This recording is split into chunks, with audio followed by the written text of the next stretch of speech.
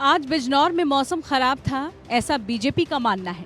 यही वजह रही कि प्रधानमंत्री मोदी बिजनौर जाने की बजाय वर्चुअल रैली को संबोधित करते दिखे।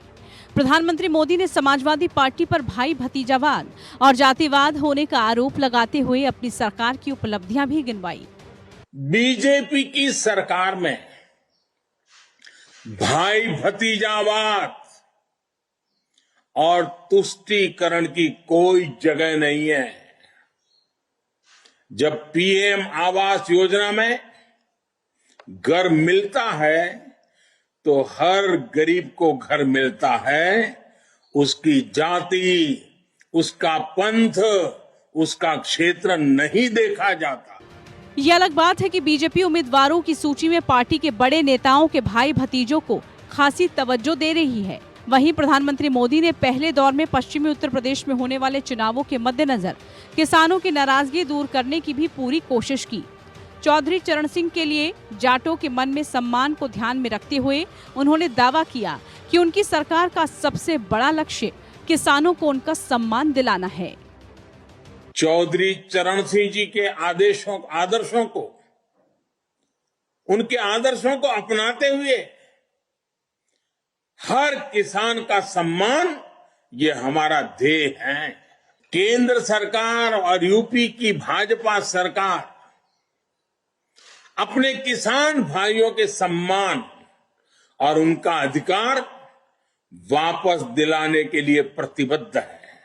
ये अलग बात है कि लखीमपुर खीरी में किसानों के शांतिपूर्ण प्रदर्शन पर गाड़ी चढ़ाने की आरोपी के पिता अजय मिश्रा को गृह राज्य मंत्री पद से हटाने की किसानों की मांग को अनसपना कर दिया गया और वादा करने के बावजूद एमएसपी के लिए अभी तक कमेटी नहीं बनाई गई है। लेकिन प्रधानमंत्री मोदी ने गन्ना किसानों को पिछली 2 सरकारों से ज्यादा भुगतान दिलाने के लिए योगी सरकार की पीठ भी थपथपाई है। प्रधानमंत्री मोदी ने समाजवादी पार्टी को सत्ता में आने को लेकर मतदाताओं को चेतावनी भी दी। उन्होंने कहा कि सरकार की सख्ती के डर से गुंडे माफिया खुद जेल जा रहे हैं। ऐसे में सत्ता में आने के गुंडों के सपने को साकार न होने दें। आपने देखा है कि योगी जी के शासन में अपराधी किस तरह खुद भागकर जेल गए और मांग करते रहे कि हमें बंद कर दो। वो सालों से इस चुनाव का इंतजार कर रहे हैं। उन्हें एक ही उम्मीद है कि जल्दी से जल्दी चुनाव आए, कैसे भी सरकार बदल जाए ताकि वो जेल से बाहर आ सके। इस मौके पर वर्चुअल रैली में मौजूद मुख्यमंत्री योगी आदित्यनाथ भी कानून व्यवस्था की उपलब्धियां गिनाना नहीं भूले। 5 साल में कोई दंगा उत्तर प्रदेश के अंदर नहीं हुआ। सुरक्षा का एक बेहतर माहौल बनाने का कार्य हुआ और इन 5 वर्षों के दौरान उत्तर प्रदेश के अंदर जितने भी माफिया और आपराधिक प्रवृत्ति के तत्व थे, उनको इस स्थिति में मजबूर कर दिया गया कि माफिया, ये अपराधी, ये पेशेवर अपराधी आज गले में तख्ती लटका करके जान की भीख मांगने के लिए मजबूर होते हैं। ये बदली हुई उत्तर प्रदेश की नई तस्वीर है।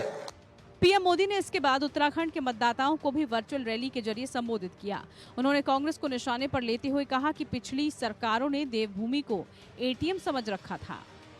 उत्तराखंड हमारे आपके लिए तो देवभूमि है, लेकिन ये लोग उत्तराखंड को अपनी तिजोरी समझते हैं, अपना एटीएम समझते हैं।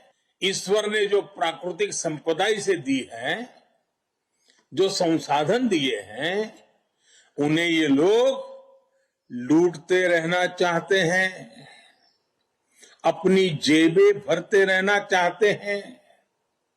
यही उनकी मानसिकता है। प्रधानमंत्री मोदी ने मतदाताओं को उत्तराखंड के निर्माण के लिए पूर्व प्रधानमंत्री अटल बिहारी वाजपेयी के योगदान को भी याद दिलाया। दिल्ली देहरादून हाईवे का काम भी अटल बिहारी वाजपेयी जी की सरकार के समय 2000 में शुरू हुआ था, जब ये राज्य जन्मा था। लेकिन कांग्रेस सरकार ने उसे लटकाकर छोड़ दिया। ये काम तब पूरा हुआ जब भाजपा की डबल इंजन सरकार आई।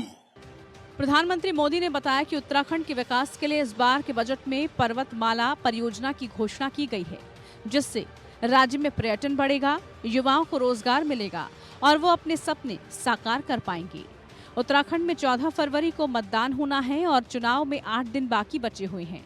2017 के विधानसभा चुनाव में प्रधानमंत्री मोदी ही राज्य में स्टार प्रचारक थे, जिसके बाद राज्य में बीजेपी ने 57 सीटें जीती थी। ऐसे में बीजेपी को प्रधानमंत्री मोदी के प्रचार से काफी आस है।